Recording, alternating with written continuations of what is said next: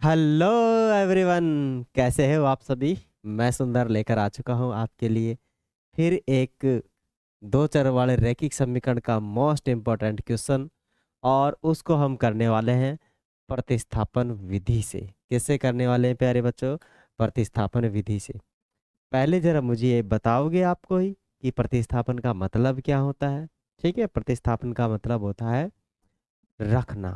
ठीक है ना, क्या करना होता है? रखना। ओके, एक समीकरण में से किसी भी एक्स या वाई की वैल्यू निकालनी है और दूसरे समीकरण में उस वैल्यू को हमें पुट कर देना है, प्रतिस्थापित कर देना है, रख देना है।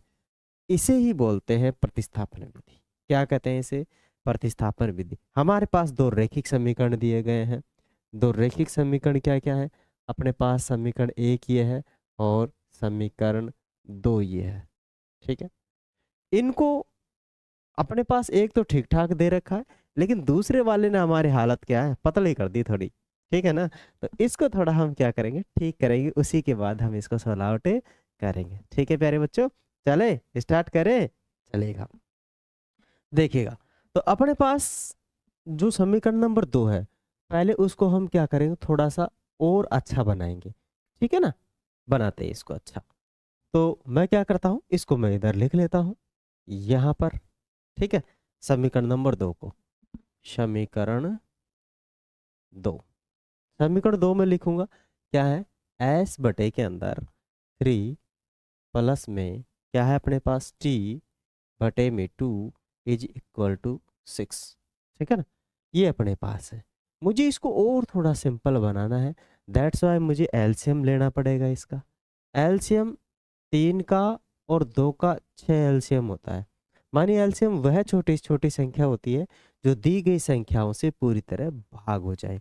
दैट मीन्स तीन का यदि हम इसको डिवाइड देंगे तो पूरा पूरा जा रहा है, और दो का भी इसमें डिवाइड देंगे तो पूरा पूरा जा रहा है।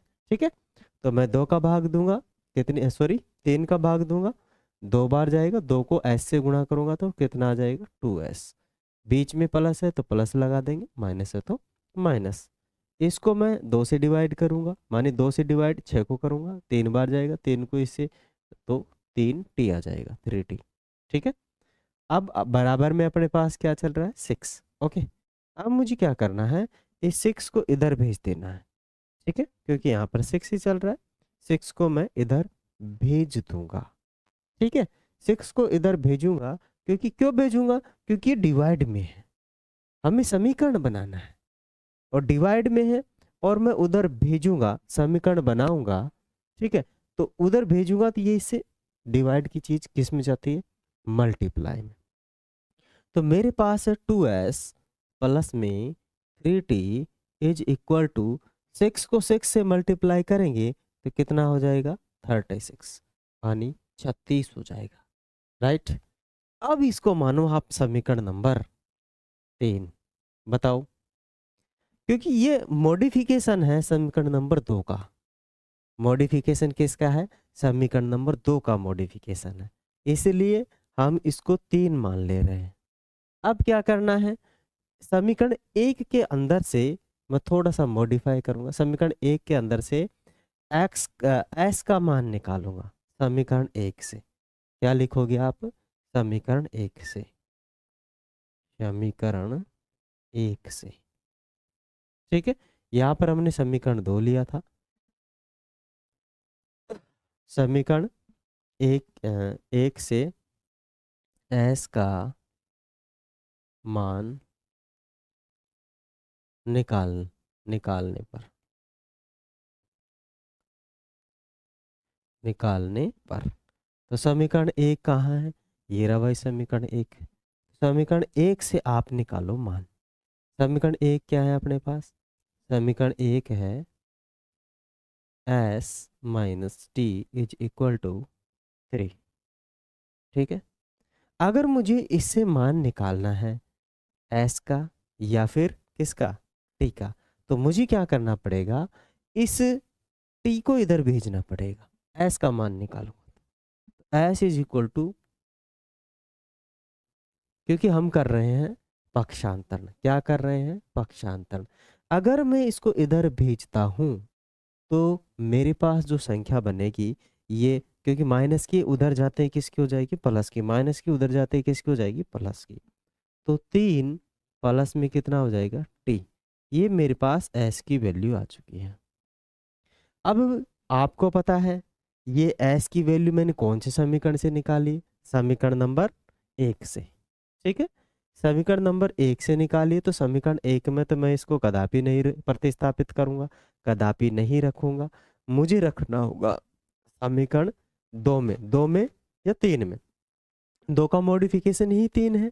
ठीक है, तो मैं 3 में रखूंगा।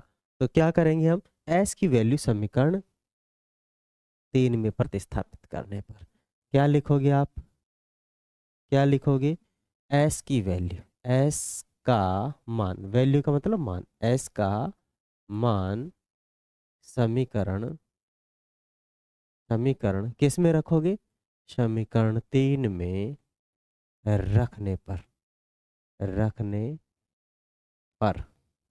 और रखने को ही बोलते हैं प्रतिस्थापन, प्रतिस्थापित, प्रतिस्थापित, प्रतिस्थापित, प्रतिस्थापित करने पर। ठीक है, मैंने क्या कर दिया है, प्रतिस्थापन विधि से इसको कर दिया है। ठीक है ना, मानी अपने पास जो s का मान है मुझे समीकरण 3 में रखना है, मुझे इस वाले समीकरण में रखना है। तो मेरे पास समीकरण 3 क्या है, समीकरण 3 है 2s प्लस में 3t, 2s प्लस में 3t इज इक्वल टू 36। कितना है, 36 है। कितना है मेरे पास, 36 है। कितना है, 36। जहां मुझे एस दिखे उसकी जगह पर मुझे 3 प्लस टी रखना है। ठीक है, तो एस मुझे कहाँ दिख रहा है, यहाँ पर। तो मेरे पास 2 तो रहेगा ही रहेगा, क्या रहेगा, 2 तो मेरे पास रहेगा ही रहेगा। और मैं क्या रख दूंगा इसकी जगह पर, क्या रख दूंगा, 3 प्लस टी रख दूंगा।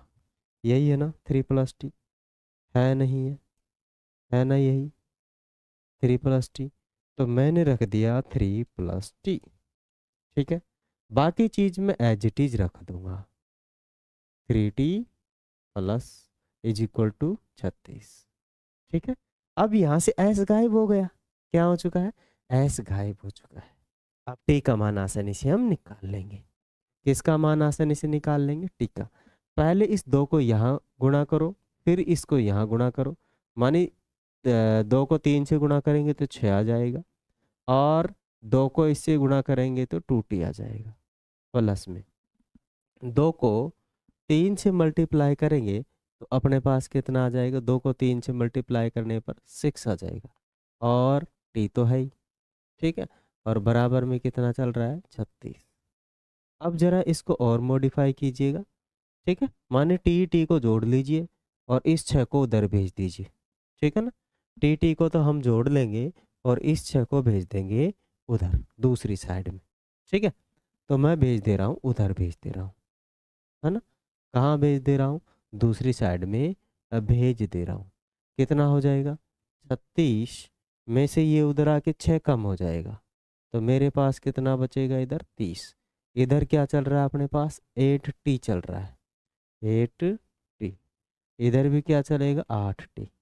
अब मुझे t का ही मान निकालना है, तो 8 को मैं उसके डिवाइड में भेज दूंगा।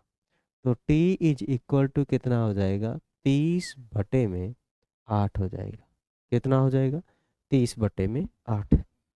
जरा मैं इसको चेक कर लेता हूँ कि क्या ये हमारा जो सवाल बना है क्या ठीक ठाक बना है या नहीं बना है, या कुछ और इसका आंसर मिल रहा है। अपने पास ये 2 था, बिल्कुल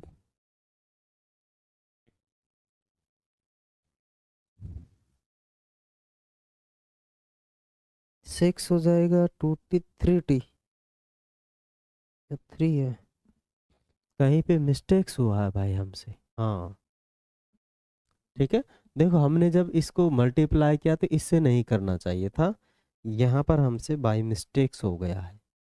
ठीक है, तो यहाँ पर हम इसको हटाते हैं, अपने पास 3t ही रहेगा और टोटल मिलाकर अपने पास कितना रहेगा यहाँ पर, ये तो ठीक है, उधर तो यहाँ पर 5t हो जाएगा, क्योंकि 2t और 3t 5t होता है। ठीक है, इधर कितना रहेगा अपने पास 30, इधर 5t है, 5 मल्टीप्लाई में है, दूसरी साइड में किस में जाएगा, डिवाइड में जाएगा, तो 30 के डिवाइड में कितना चला जाएगा 5, और t इधर रह जाएगा। ठीक है, क्योंकि अपने पास जो भी इधर संख्या होती है वो दूसरी साइड में किस में चली जाती है, डिवाइड में। मल्टीप्लाई की चीज़ें दूसरी साइड में डिवाइड में जाती है। ठीक है, तो मैं इसको काटूंगा तो अपने पास कितना आ जाएगा, t इज इक्वल टू 6। ठीक है, अब मेरे पास क्या आ चुका है, t का मान आ चुका है, और जब मुझे t का मान मिल ही चुका है तो अब मैं कोई से भी समीकरण में t का मान रखकर s का मान निकाल सकता हूँ। क्या कर सकता हूँ, s का मान निकाल सकता हूँ। तो आसान मेरे लिए यही रहेगा। ठीक है, समीकरण 1 क्या रहेगा, समीकरण 1, तो मैं समीकरण 1 में क्या रखूँगा, t का मान रखूँगा, है ना। किस में रखेंगे, समीकरण 1 में t का मान रखूँगा मैं, है ना। तो रखते हैं अभी, सॉरी सॉरी, क्या लिखेंगे आगे, समीकरण 1 में, समीकरण 1 में t का मान, t का मान रखने पर, रखने पर। ठीक है, समीकरण 1 में मैं t का मान रखूंगा। समीकरण 1 क्या है, s माइनस के t इज इक्वल टू 3, यही है ना, जरा चेक करो। ठीक है, यही है, s minus K, s minus T is equal to 3, यही है ना अपने पास। ओके, अब यहाँ पर अपने पास t इज इक्वल टू कितना आ चुका था, 6 आ चुका था, वो मैं यहाँ पर रखूँगा। तो यहाँ पर s माइनस 6 रखूँगा। ठीक है, मैंने जैसे 6 रखा इसमें, इधर कितना 3, s इज इक्वल टू कितना आ चुका है, कितना है बताओ, 6, 3 तो था ही, ये इधर दूसरी साइड में माइनस की चीज़ इधर किस में हो जाती है, प्लस में। s बराबर मुझे कितना मिल जाएगा, 9।